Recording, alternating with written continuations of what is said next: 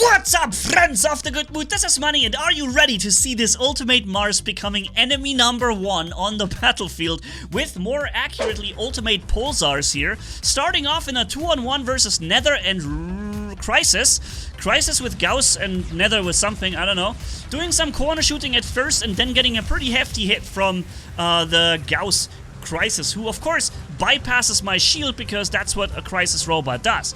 Therefore, this is my enemy number 1 right now, but don't worry, I'll be becoming enemy number 1 in just a moment, phase shifting through his shot. Enemy number 1, because in the top right you'll see it, there's this corner. And I will be walking in there, throwing my turret in their bases all the time, and letting them shoot in their face the whole freaking time they spawn in the map. So that really will annoy the living hell out of the enemy. We're throwing the turret right now. I'm gonna focus the Crisis, the Crisis robot first, because it is a really powerful robot, especially against me ignoring my shield all the time. I'm also using this pillar in front of me that blocks many enemy shots. And without taking too much damage, without losing my last stand, I got the Crisis. So let's engage. Let's begin what I wanted to do. Let's become enemy number 1 here in this battle. And look at these lags. Look at this. I'm unable to control my robot in any way. It started here with the first lag and nothing. Can't deal damage, can't control the robot, nothing worked. Everything just lagged up and stuttered. Yeah, we got him out of the way, or with my team we did. And now there's a Seraph and a few other guys coming in, and I already threw my turret. You can see it there. Can you see the mouse cursor? It's here. There's my turret, and shooting the enemy team. They just left their base, and there's already a turret in their face. And I can tell they hate it, because they're gonna bring everything they have to hunt me down. Now I arrived in my corner, and from here I can corner shoot very effectively left-wise. Now I'm getting shot by an enemy Mars robot turret as well, which of course is invisible. Can't even see the turret. Look, where is it? Where is the turret? There's no turret. Can't see it. There's no turret. I can't recognize. Aha! There's a turret, and then walk back in. I'm getting shot again from a turret, and this time it's here. It was there a minute ago. Now it's over here, but it's still invisible. Like, this is really buggy. But this position here, throwing my turret again, and we're having a 1-on-1 versus an enemy coming in with these, oh god, what's the weapon called? These lockdown laser machine guns. Thankfully though, my ultimate Pulsar's being a little more brawly, because his weapons have a lot of firepower as he unloads, but once he's empty, all his firepower is pretty much gone. So he went into a brawl with a weapon like Pulsar that has a short fixed reload, and then all the firepower again. And that really make a big difference. Here comes the next Mars, you can see it. He's trying to come in. I'm just walking out, throwing my turret over there. And now we're shooting into their flank. And they're trying to take our base. But this doesn't work. When you have somebody sitting in this part of the map, there is no taking this base. It's not possible to take it. I'm just here, and I'm just making sure they will now not be able to succeed in any way when they engage over there. And that is just insane. And so again, they will understand they can't do anything on this side of the map without having to deal with me first. And they'll try with Titans and everything, guys. So, we're up here. First Titans are spawning in, and I'm already gonna throw my turret right over there, okay? So, enemy is an luchador, and he's already getting hammered by my turret. Look at this. He refuses to use his reflector against a single frickin' turret there. And now I got him locked by corner shooting with the double Pulsars, and now he actually decided to use the reflector after all. So that thing, after taking 30% damage, now he has his reflector used. My built-in rocket is, meanwhile, my turret is back on my robot, and I can use it to shoot from here. As you can see, we're adding corrosion to him with a battleship, maximizing our health. Then I'm gonna walk out, throw the turret one more time, right in his face, and get back in cover. And he's reflecting again. But remember, the turret of the Mars stands there for a long time. So look how long he's getting shot there. I pressured him into jumping off, hanging weirdly on the surface of that bridge, and then falling into his death. And I know that I caused this. This entire pressure on him was so much, he just had to do something, and that was a jump. In this case, not exactly where he wanted to jump. Now, we killed another Crisis there, I think, and I realized that the sound is beginning to be out of sync somehow. I don't know why.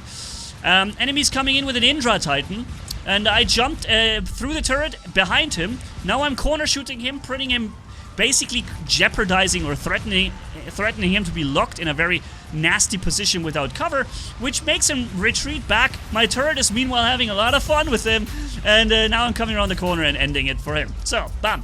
Titan did not get to kill me because I had backup from my own base side with our Titan, and if he wanted to kill me, he would have had to expose himself immensely against me. So here, throwing the turret in the Mars face and reloaded my Pulsars here. Ultimate Pulsar are not ridiculously insane compared to the regular Pulsar. It's not like Ultimate Orkans are compared to regular Orkans, but there is a damage increase of the Pulsars, and they are definitely more useful than the regular ones, and the damage output is pretty good. It's really good. But even the regular Pulsars have a lot of damage output, you know? So 600 meters range, perfect accuracy, lockdown, and then short fixed reload to bring it all back. It's really good. I like this weapon. And it's not one of those new up-to-date super weapons now. The Pulsar version in Ultimate Edition, of course, is up-to-date. But you know, there are weapons in the game that are more upsetting. Like, for example, the Reaper, in my opinion. Now, somehow I'm getting shot from the side, from my base, and I understand, aha, there is a flying Imugi there. That surprised me, I did not expect that. And then there's this guy coming in, and behind me is coming an angler robot, and I'm like really in a problem situation right here. Do you think I can make it out of that situation with no shield energy, with being blinded and a nether on me and angler? Let's see. Let's see. And by the way, if you enjoyed the content, you haven't yet subscribed to the channel, consider subscribing. I would really appreciate it. Stay tuned for the next videos and giveaways. Now, I'm low on health, but I'm walking very weirdly around the enemy angler, making it difficult for him to turn after me. Then he had a slowing field on him from a battleship from my teammates, which was very useful here. And I'm phase shifting through his blinding effect, getting him in the end. The nether also died earlier, and don't even ask me how I made it out of there alive. I couldn't tell you. I don't understand how I made it out of there alive. When I played this, I was like, what? I was supposed to be dead right now. I don't know what happened. Of course, my energy shield protects me a little bit, but I feel like there was so much on me that the energy shield alone should not have protected me, especially since it was down already. So, can't lock down the enemy Mugomets up there because he's got anti-control, but we did like 40% damage or 30% damage to him. Not bad. And now we're hammering in from the flanks, and that is it. So, map number 1. The second one will be on Yamantau. Many of you guys love that map. My opinion is it's better now because there's more cover, so I enjoy it more. It's not my favorite map still, but it's better now. I like when there's more cover. Enemies can snipe, but you can also find cover to not get sniped by them, and that makes it more fun to me. Yeah, so that over there is a full Seraph, and we dropped him almost completely. I can't finish him up because he's starting to heal now. Or, I don't know. Yeah, and then he's gonna start to fly into his second ability. It's okay, we're gonna just wait it out, and then we're gonna drop him. In the meantime, I can throw the turret in the center. Definitely an awesome spot for the turret when enemies are engaging that, or you know, contesting that point. You can throw the turret in there, you know, it's just gonna have so much fun in there. It will be the happiest turret of ever. Yeah, one happy turret. I think this could be also the topic of this video. But let's get this guy. I first retreated because I didn't know what it was, right? Somebody moved all the way up to me in the cover, and it seemed like he's gonna try and get me. So I was careful at first, not knowing what it was, and when I understood, it's a Seraph and it doesn't have like instant kill stuff on it, then I started engaging him. Now the happy turret is gonna be happy again because I threw it towards the middle. It's gonna shoot so many enemies there. I kind of miss though the older turret because it was more powerful, and I really loved it because I think the Mars convinces most through that turret play. That turret play is what makes the Mars so unique. So if you ask me, maybe they gave him a little too much regular firepower with 3 medium weapons. but the super powerful turret should be there, right? The power of the turret, how it used to be, that's kind of what makes the Mars so unique and fun, is that he's got that freaking turret that I threw again into the center. So, yeah, maybe they just gave it in general too many regular, heavy, high, medium weapon slots that are just very powerful. Maybe they could have gone with 1 light, 2 medium, or 2 light, 1 medium, or something like this, and instead kept the turret immensely damaging and powerful like it was in the beginning. I think that would have been more fun, more unique. But yeah, so let's play it. Basically, right now we're playing like a Seraph or so, you know. We have an energy shield, we have a lot of firepower, and just playing it as a brawler at medium to long range, kind of, right? Although the Seraph also has this blackout going for him, that is really fun.